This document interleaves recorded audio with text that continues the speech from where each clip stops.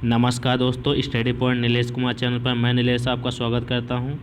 आज national park में ही जो कल बनाया था वीडियो क्लिप उसको कंटिन्यू कर रहे हैं, तो वीडियो को लगातार देखिएगा, ध्यान से देखिए। जो मिस्टेक अगर हो रही तो उस मिस्टेक की जानकारी आप कमेंट बॉक्स में लिख कर दे सकते हैं, जिसमें से हम आगे आने वाले वीडियो पे सुधार कर सकें और आपको ऑथेंटिक जानकारी आप तक पहुंचा सकें।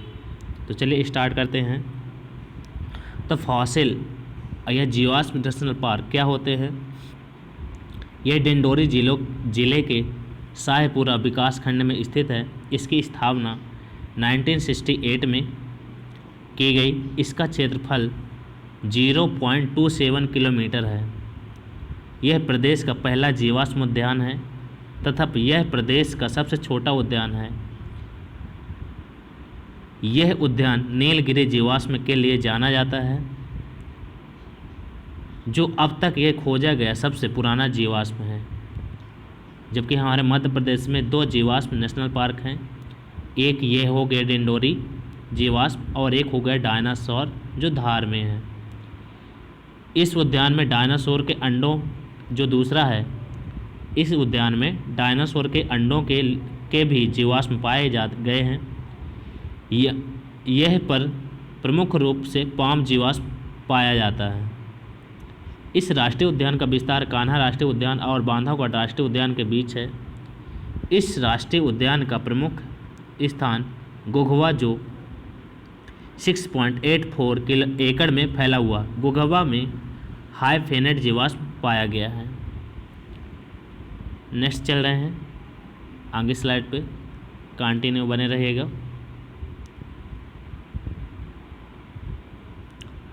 इस राष्ट्रीय उद्यान की पहाड़ी पर कबीर चौराहा नामक स्थान है, जो पर्यटकों के लिए कौन सा चौराहा? कबीर चौराहा विशेष आकर्षण का केंद्र है। यहाँ प्रतिवर्ष कृष्ण जन्माष्टमी पर मेला लगता है। कब मेला लगता है? तो कृष्ण जन्माष्टमी पर मेला लगता है। स्वतंत्रता के पूर्व यह राष्ट्रीय उद्यान बघेल राजाओं की शिकार स्थली रहा है। किसका कैसा रहा है? तो राष्ट्रीय उद्यान केवल बघेल राजाओं के शिकार स्थली रहा है। यह उद्यान 32 पहाड़ियों से घिरा हुआ है या 437 किलोमीटर में फैला हुआ है तथा इसके मध्य 2000 वर्ष पुराना बांधवगढ़ का किला स्थित है। हम बांधवगढ़ की बात कर रहे हैं। चरण गंगा इसके मध्य से प्रवाहित होती है। बांधवगढ़ राष्ट्रीय उद्यान बंगाल टाइगर के लिए प्रसिद्ध है। यह सफ़ेद शेर भी पाए जाते हैं। इस नेशनल पार्क में गौर पुनर्वास योजना चलाई जा रही है। इसे हाथियों के लिए निवास स्थान के लिए विकसित किया जा रहा है। आगे चलें, बांधवगढ़ नेशनल पार्क के बारे में और सारी जानकारी देख लेते हैं क्या है। तो बांधवगढ़ नेशनल पार्क इस उद्यान में तो बांधवगढ़ जो नेशनल पार्क है ये उमरिया ज़िले में स्थित है। इसकी स्थापना 1968 में तथा टाइगर प्रोजेक्ट के रूप में 1993 से 94 तक शामिल किया गया। यह 2015 में 8 किलोमीटर पर एक बाघ पाया जाता था, अर्थात सर्वाधिक बाघ घनत्व है। इसलिए इस राष्ट्रीय उद्यान की तुलना राजस्थान के रणथंभौर राष्ट्रीय से उद्यान से की जाती है। यह राष्ट्रीय उद्यान विंध्य पर्वत के पूर्वी भाग में स्थित है। अभी हाल में ही बाघ दिवस 29 जुलाई में आई रिपोर्ट के मुताबिक सबसे ज़्यादा बाघों की जो संख्या देखी गई है तो वह बांधवगढ़ में ही देखी गई है, जो कि हमेशा से कान्हा में रहा है। इस बार से बांधवगढ़ में आपको देखने मिले। आगे चल रहे हैं, वीडियो पे लगातार बने रहें। तो बांधवगढ़ राष्ट्रीय उद्यान बंगाल टाइगर के लिए भी प्रसिद्ध है। यह सफ़ेद शेर भी पाए जाते हैं यहाँ। इस नेशनल पार्क में गौर पुनर्वास योजना चलाई जा रही है। इसे हाथियों के लिए निवास स्थान के लिए विकसित किया जा रहा है। इसके अतिरिक्त सांभर, भालू, तेंदुआ, नीलगाय, चीतल, हिरण आदि प्रमुख वन्यजीव हैं।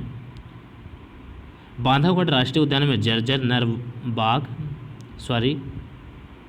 नर बाघ व सीता मादा बाघ सर्वाधिक प्रसिद्ध बाघ थे। सीता बाघिन को 19 1990 में शिकारों ने शिकार करके मार डाला था तथा चार्जर बाघ बूढ़ा होकर मर गया था, जिसके नाम पर चार्जर पॉइंट भी स्थित है। ये बांधवगढ़ में की विशेष खासियत है। नेशनल जियोग्राफिक मैगजीन के पृष्ठ कवर पर सीता बाघिन को दिखाया गया है। दूसरा हवाई पट्टी भी बनाई गई है, जबकि पहली हवाई पट्टी कहाँ है तो वह है कान्हा नेशनल पार्क पे। आगे चलें। बांधवगढ़ से जुड़े हुए फैक्ट ही आप कंप्लीट कराए जा रहे हैं अभी, जो कि कंप्लीट हो चुके हैं। अब हम देखेंगे पन्ना नेशनल पार्क। पन्ना नेशनल पार्क में क्या है, यह छतरपुर जिले में स्थित है। इसकी स्थापना 1981 में तथा टाइगर प्रोजेक्ट के रूप में 1994 में सम्मिलित किया गया। इस राष्ट्रीय उद्यान को भारत के दूसरा सरिस्का राष्ट्रीय उद्यान की संज्ञा दी गई, जो सरिस्का राष्ट्रीय उद्यान आपको उड़ीसा में देखने को मिलता है। इसका क्षेत्रफल है 542.662 वर्ग किलोमीटर है। भौगोलिक रूप से यह राष्ट्रीय उद्यान 3 हिस्सों में बटा हुआ है। ऊपरी तलगांव पठार, मध्य हिनौता पठार, केन नदी घाटी। यह पर्यावरण समन्वय और संगठन बोर्ड भोपाल की शाखा स्वीकृति है। इस राष्ट्रीय उद्यान में केन नदी उत्तर दिशा से गुजरती है। इसे राष्ट्रीय उद्यान की जीवन रेखा भी कहा जाता है। यह उद्यान आंवला, रेप्टाइल पार्क, जंगली भैंसा संरक्षण के लिए प्रसिद्ध है। इस राष्ट्रीय उद्यान के अंदर केन घड़ियाल वन्यजीव अभयारण्य स्थित है। आगे चले। ये पन्ना नेशनल पार्क से रिलेटेड कुछ तत्व थे। विश्व बैंक की सहायता से विश्व वन्यजीव कोष की स्थापना की गई। इस राष्ट्रीय उद्यान में 25 अगस्त 2011 को बायोस्फीयर की स्थापना की गई।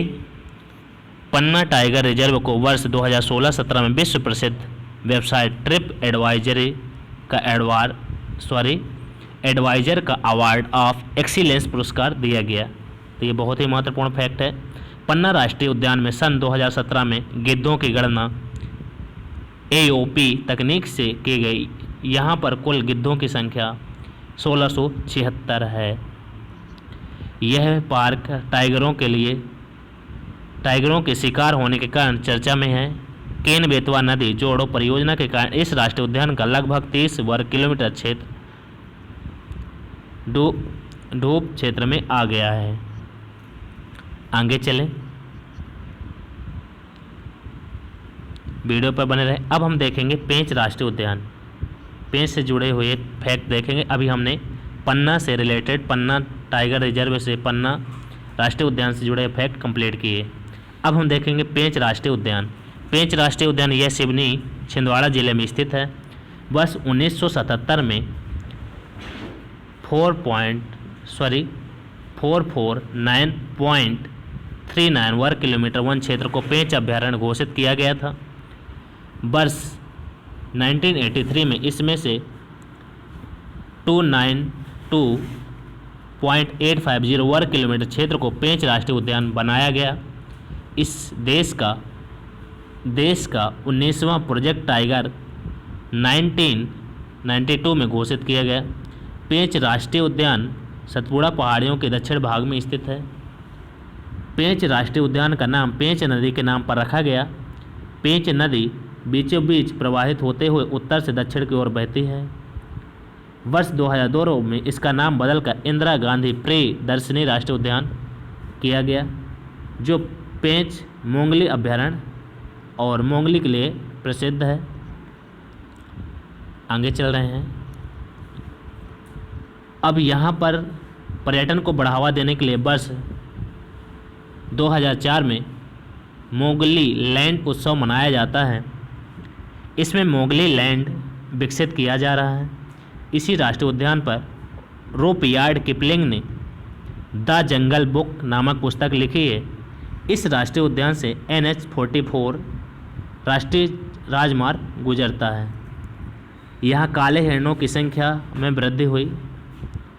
यहाँ दक्षिण भारतीय उष्णकटिबंधीय अर्ध पर्णपाती वन, साधारण अर्ध दक्षिणी उष्णकटिबंधीय शुष्क पर्णपाती सागौन वन, दक्षिणी उष्णकटिबंधीय शुष्क पर्णपाती मिश्रित वन पाए जाते हैं।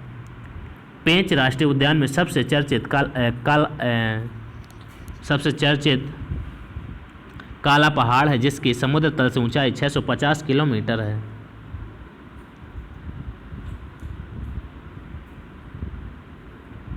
सॉरी 650 मीटर है। आगे चलें।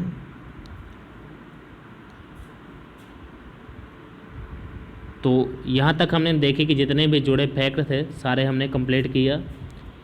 हमने नेक्स्ट लेक्चर में पेज से जुड़े हुए और भी तथ्य जो होंगे सारे कंप्लीट करेंगे। तो अभी हमने देखा बांधवगढ़ नेशनल पार्क और पन्ना नेशनल पार्क को कंप्लीट किया। इसके पहले हमने कान्हा नेशनल पार्क को कंप्लीट कर लिया है। तो पीछे के वीडियो जितने हैं उनको देखें और वीडियो को देखें और सही जानकारी